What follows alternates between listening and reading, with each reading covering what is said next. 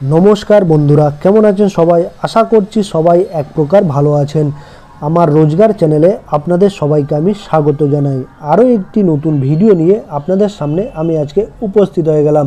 বন্ধুরা আমি আজকে আপনাদের এমন একটি মোবাইলের ডিসপ্লে সেটিংস শিখিয়ে দেব যে ডিসপ্লে সেটিংসটি শিখে নিলে আপনাদের মোবাইলের ব্যাটারির ব্যাকআপ কিন্তু 3 দিন থেকে 5 দিন থাকবে। তো সম্পূর্ণ ভিডিওটি আপনারা দেখতে থাকবেন বন্ধুরা। আশা করছি এই ভিডিওটি আপনাদের অনেক অনেক উপকারে আসবে। আপনাদের মোবাইলের ডিসপ্লে সেটিং করার জন্য আপনাদের প্রথমে কি করতে হবে, আপনারা যে মডেলেরই মোবাইল হোক না কেন আপনাদের প্রথমে সেটিংস অপশানে চলে আসতে হবে। আপনার মোবাইলের যে সেটিংস অপশান আছে সেই সেটিংস অপশানে চলে আসতে হবে। আমি আমার মোবাইলের সেটিংস অপশানে চলে আসলাম বন্ধুরা। তারপর এরকম আপনারা স্ক্রল ডাউন করতে করতে চলে আসবেন একটু নিচের দিকে। এটা স্যামসাংয়ের মোবাইল, সেই জন্য এরকম সেটিং দেখাচ্ছে বন্ধুরা।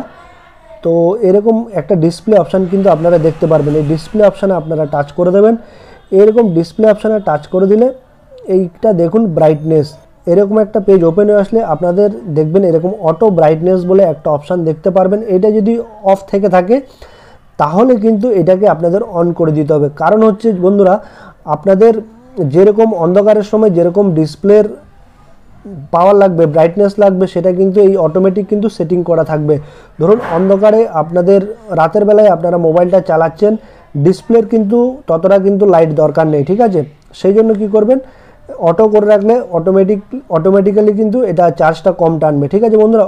সেই জন্য এটা, আর দিনের বেলায় হলে এটা যেহেতু একটু চার্জ বেশি লাগবে, ঠিক আছে, বা ডিসপ্লের ব্রাইটনেসটা বেশি লাগবে, সেই জন্য কিন্তু এটা অটোমেটিক্যালি কিন্তু চার্জটা বেশি নেবে, ঠিক আছে।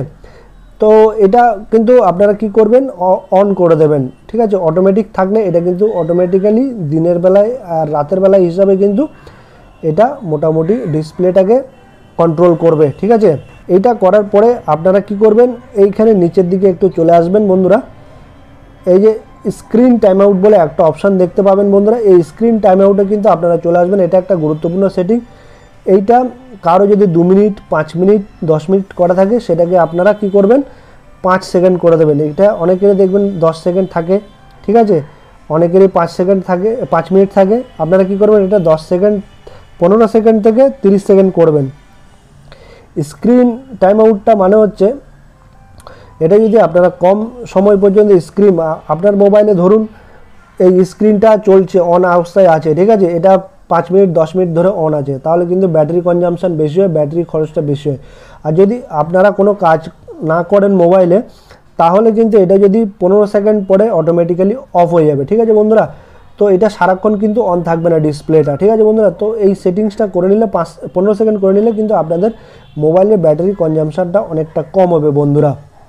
তো এই দ্বিতীয় নম্বর সেটিং গেল। দ্বিতীয় নম্বর সেটিং যাওয়ার পরে আবার নিচের দিকে চলে আসবেন। নিচের দিকে স্ক্রিন সেভার বলে একটা অপশান দেখতে পারবেন। স্ক্রিন সেভারে আপনারা, এটা যদি অনেকেরই স্ক্রিনে কিন্তু কালারফুল ব্যাকগ্রাউন্ড থাকে, এরকম দেখুন বন্ধুরা, এরকম যদি আপনি টাচ করে দেন প্রিভিউ বলে, এরকম কিন্তু এই যেরকম কালারফুল স্ক্রিন কিন্তু থাকে। এরকম কালারফুল স্ক্রিন দেওয়ার ফলে কী হয় বন্ধুরা, আপনার মোবাইলে যে ব্যাটারি কিন্তু অনেকটাই বেশি খরচ হয়ে যায়, কনজাম্পশান হয়ে যায়। সেই জন্য এটা সবসময় আপনারা নান পজিশানে রাখবেন, কালারে রাখবেন না, এটা নান পজিশানে রাখবেন, তাহলে কিন্তু আপনাদের মোবাইলের ব্যাটারি খরচটা অনেকটা কম হবে।